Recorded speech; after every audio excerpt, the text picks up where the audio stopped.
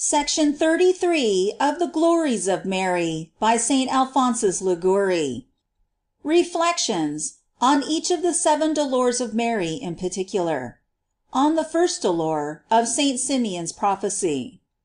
In this valley of tears every man is born to weep, and every one must suffer those afflictions that daily befall him.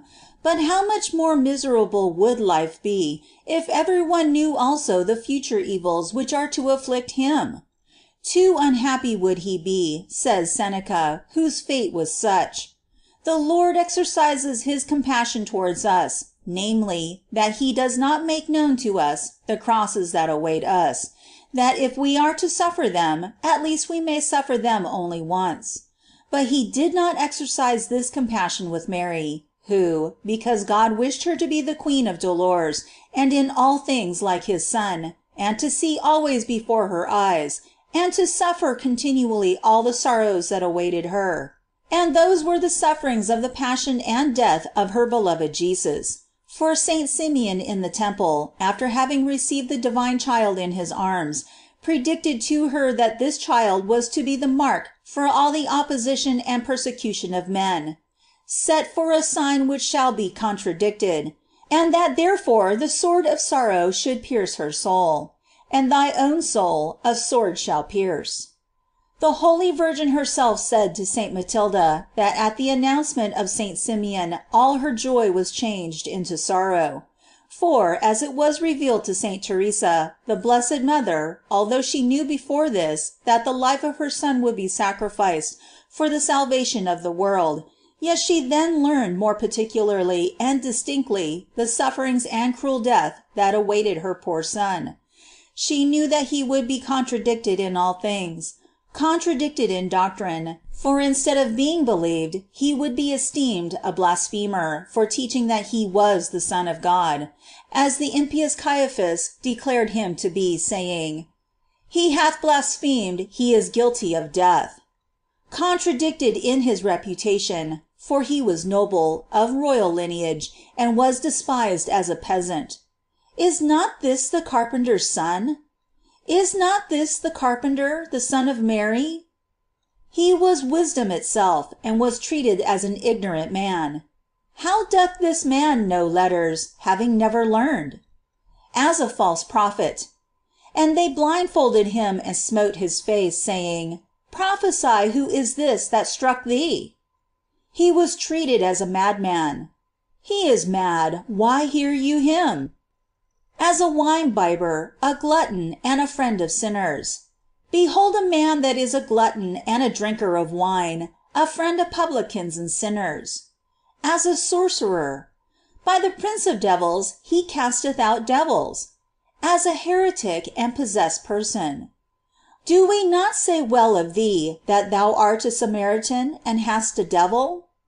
In a word, Jesus was considered as so bad and notorious a man that no trial was necessary to condemn him, as the Jews said to Pilate.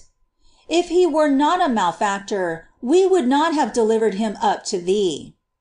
He was contradicted in his soul, for even his eternal Father, in order to give place to the divine justice, contradicted him by not wishing to hear him when he prayed to him, saying, "Father, if it be possible, let this chalice pass from me," and abandoned him to fear, weariness, and sadness, so that our afflicted Lord said, "My soul is sorrowful even unto death."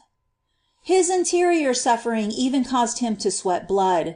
Contradicted and persecuted, in a word, in his body and in his life, for he was tortured in all his sacred members, in his hands, in his feet, in his face, and in his head, in his whole body, till, drained of the last drop of his blood, he died an ignominious death on the cross. When David, in the midst of all his pleasures and royal grandeur, heard from Nathan the prophet that his son should die, "The child that is born to thee shall surely die," he could find no peace, but wept, fasted, and slept upon the ground. Mary received with the greatest calmness the announcement that her son should die, and peacefully continued to submit to it, But what grief she must have continually suffered, seeing this amiable Son always near her, hearing from him words of eternal life, and beholding his holy demeanor.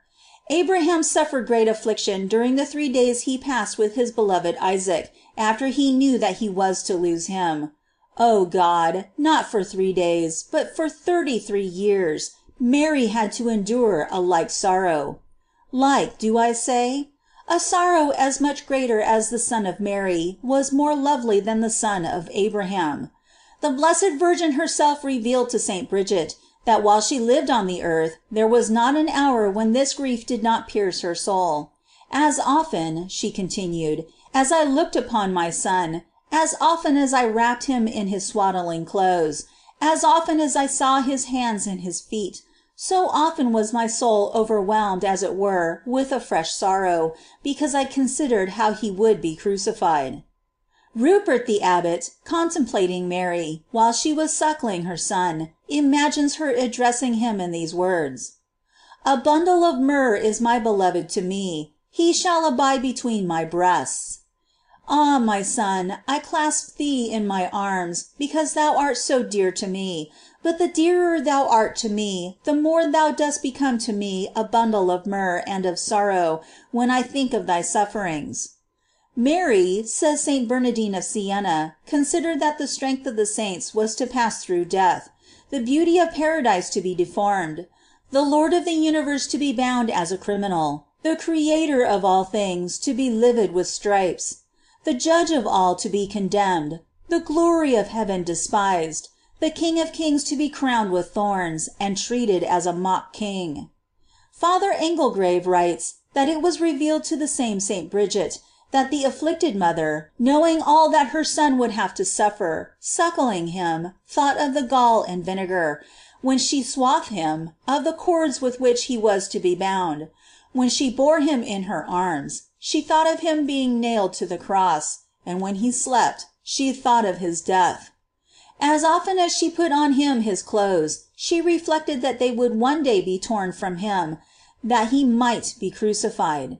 And when she beheld his sacred hands and feet, and thought of the nails that were to pierce them, as Mary said to St. Bridget, my eyes filled with tears, and my heart was tortured with grief. The Evangelist says, that as Jesus Christ advanced in years, so also he advanced in wisdom and in grace with God and men.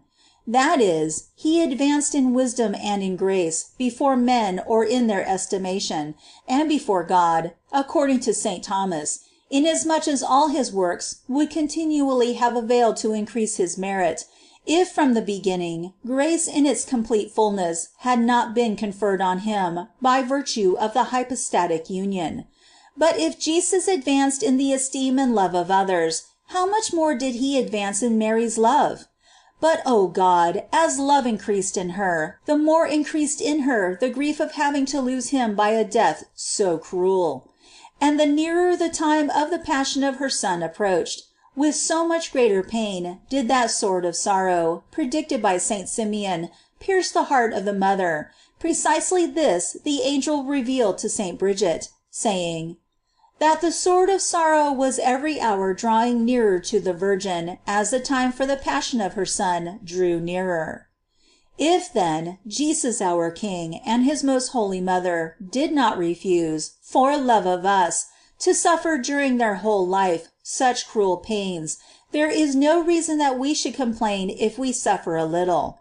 Jesus crucified once appeared to Sister Magdalene Orsini, a Dominican nun, when she had been long suffering a great trial, and encouraged her to remain with him on the cross with that sorrow that was afflicting her. Sister Magdalene answered him complaining, O Lord, thou dost suffer on the cross only 3 hours, but it is more than 3 years that I have been suffering this cross. Then the Redeemer replied, Ah, ignorant soul, what dost thou say? I, from the first moment I was conceived, suffered in heart what I afterwards suffered on the cross. If then we too suffer any affliction and complain, let us imagine that Jesus and his mother Mary are saying to us the same words. Example. Father Roviglione of the Company of Jesus relates, that a certain youth practiced the devotion of visiting every day an image of the sorrowful Mary, in which she was represented with 7 swords piercing her heart. One night the unhappy youth fell into mortal sin. Going next morning to visit the image, he saw in the heart of the Blessed Virgin not only 7, but 8 swords. As he stood gazing at this, he heard a voice saying to him, that this sin had added the 8th sword to the heart of Mary.